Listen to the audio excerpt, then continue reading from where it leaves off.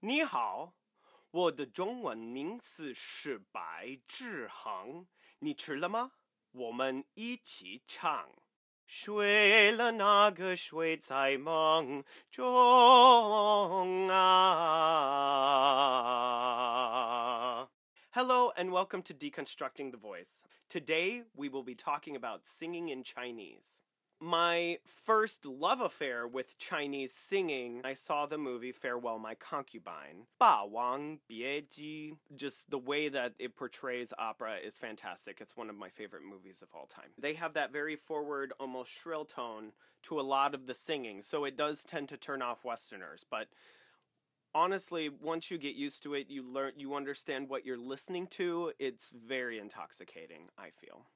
There is a common saying in singing that good singing is 80% diction and 20% technique. I think diction is a huge tool in sounding more authentic while you are singing. So for me, it is very important when approaching a language that I may not necessarily be familiar with to become first familiar with the spoken pronunciation before having to sing. I learned Chinese from a friend in undergrad. She was from Taipei, and thankfully, when she was in school, she had a tool at her disposal, which is called the Zhuyin fuhao. It's kind of like a phonetic alphabet that they use to help children remember the appropriate pronunciation for various characters that they're learning. What's nice is that all Chinese characters are a combination of these various phonemes. The consonants are Bopomofo, Tonal Analysis, very forward, DtV, zhēngzhēng. Then you have the mid vowels, but I call them the glide vowels because these vowels are vowels of them in and of themselves, but they can also be used as glides. So you have the I, U, U, U being the mixed I-U that you'll find in French and German. The U umlaut, it tends to be an IPA-Y. U. And then you have your final vowels, which are A, O, E, I, A, Ao, O, N, Ong,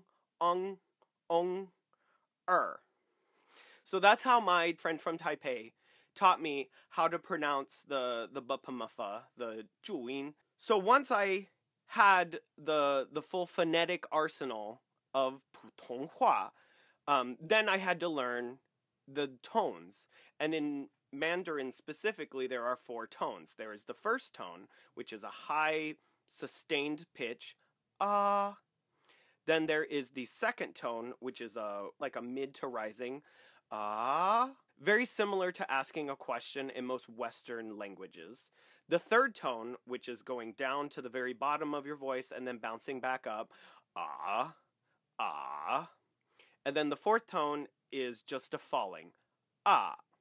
I find the fourth tone tends to be the way most Americans speak their words in English. The best way to learn your tones is to learn the numbers.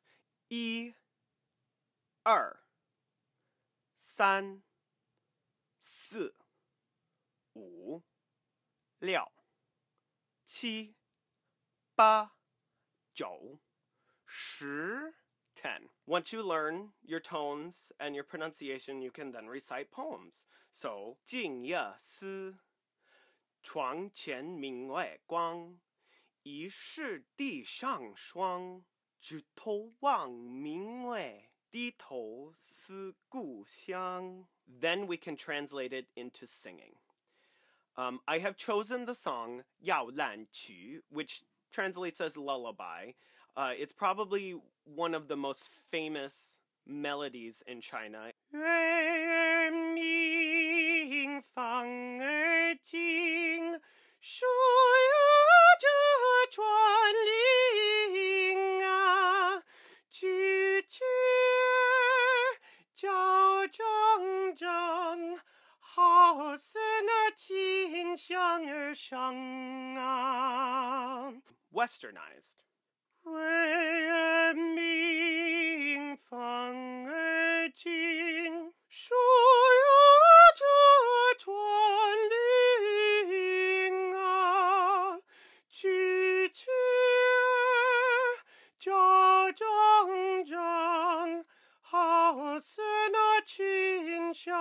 儿声啊. The first was what I consider to be a more traditionalistic Chinese style with a very bright, forward, pingy tone versus the Western style, which still has a ping, but that is more because of the amount of space activating higher overtones.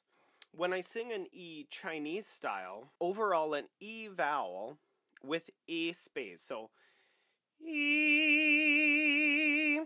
The larynx is slightly elevated, just slightly, with a little bit of constriction in the area epiglottis that helps get the very bright pingy forward, which would be a divergent resonator posture, where with the Western style, I keep that dilated, open, and relaxed. However, there's still that forward ping of the high overtones being activated.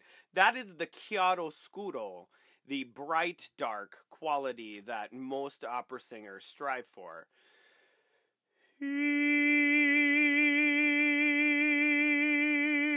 So I'm not actually singing an E anymore. I'm singing an I in an E space. Versus the E in an E space. Different changes depending on whether you want to have the more bright traditional Chinese style versus the classical Western. I would say that breathing-wise, there is essentially no difference between the Western versus the traditional Chinese styles. The only real difference breath-wise is how much breath you need in order to resonate within the shape. So you might not need as much breath if you are doing the very small space, and maybe you would need a little bit more breath to resonate in the more larger dilated Western. But that difference probably isn't too much. It would just affect the rate at which your breath expands. So these phrases in the song, they're not terribly long, but they are challenging. I recommend, if you wish to learn it, go ahead and go through the steps. Work with the Bopomofo, the phonetic alphabet. Learn your numbers. Make sure you can say all of the tones clearly. Find your prepared text. If you mostly just want to do this song specifically, use the lyrics for this song. I have the characters and the transliteration in the description below. Go out and sing. Have fun. Please subscribe. Thanks. See you later. 再见.